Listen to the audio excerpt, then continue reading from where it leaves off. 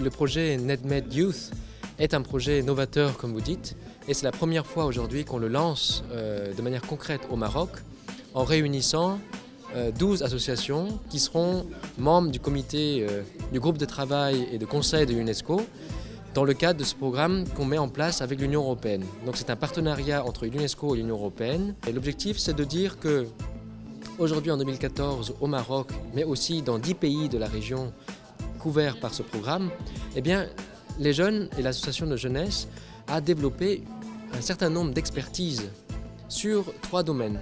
Domaine de politique publique de la jeunesse, d'analyse de politique et de suivi de politique, le domaine des médias et la liberté d'expression et l'accès à l'information publique, médias et jeunesse, et puis la transition entre la formation et l'emploi, comment les jeunes se situent dans cette transition.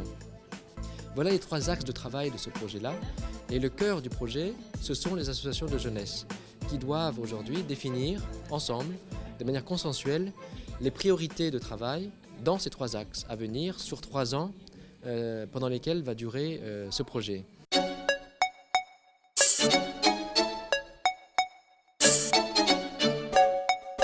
Alors l'expertise, juste rapidement, ce qu'on entend par expertise, c'est vraiment, on a cherché à avoir des organisations qui ont développé un vrai savoir-faire et une vraie approche en matière d'action. On a des organisations de jeunes qui se connaissent bien, mais qui ont chacune leur propre identité, leur propre position sur différents sujets. Mais qui arrivent à parler et à travailler ensemble. Et c'est un des objectifs du projet, qui est faire travailler ensemble les organisations de jeunesse sur des défis communs. الشباب في السياسات العموميه الدور ديالهم شنو هو لا بوزيسيون ديالهم ماشي هي وزير الشباب.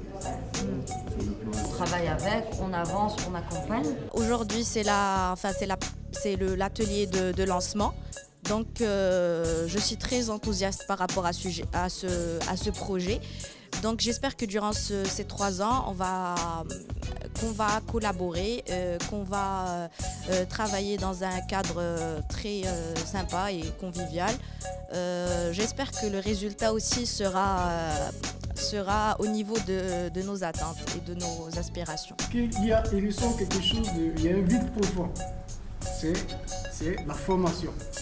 Les 3 axes, que ce soit les instruments, le positionnement et la formation. Ce genre d'outils-là dont je n'avais aucune connaissance, et grâce à ces ateliers, par le canal des jeunes qui ont plus ou moins participé, contribué à l'élaboration ou à l'enrichissement de ce programme, ça me donne déjà des outils pour pouvoir discuter à l'avenir, déjà des bases, de pouvoir discuter à l'avenir sur des politiques qui puissent intéresser les jeunes. La mise en œuvre interviendra quand il y aura le plan d'action 2015-2020.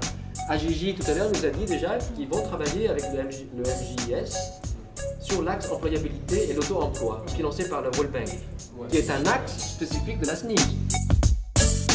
Alors, on était très heureux de prendre part à cette initiative, ou plutôt à cette nouvelle dynamique qui est lancée par l'UNESCO, dont le rôle principal est de renforcer la place des jeunes dans la compréhension des politiques publiques, d'être dans le dynamique, d'être dans la proactivité, d'être dans l'activité, c'est surtout ça.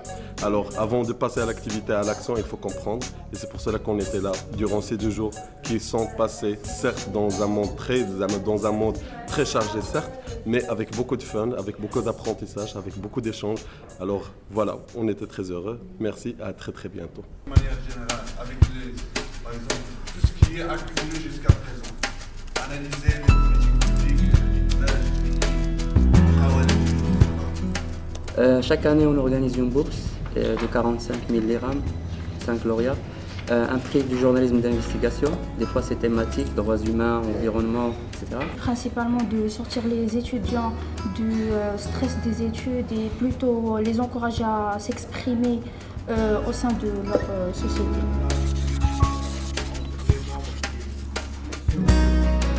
C'est un laboratoire, ça va être un moment de travail, de construction, mais c'est historique parce que c'est un projet qui veut vraiment travailler sur la place et l'image de la jeunesse dans le Maroc en construction.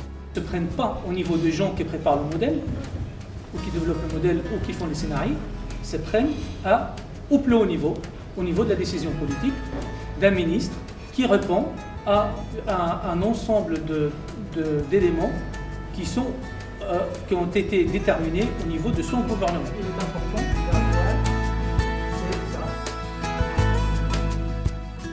c'est très important que les jeunes de ce groupe participent dans la perspective constructive d'apporter quelque chose d'expertise de la jeunesse dans le débat public pour gagner une cause. Parce que on a toujours tendance à se décourager un peu devant la transition démocratique qui prend du temps, devant la complexité des dossiers publics, mais il faut ne pas perdre d'avance et partir perdant, mais se dire qu'il n'y a que des causes qui ne sont pas encore gagnées, et c'est le pari que se donne ce projet NedMed avec l'Union européenne.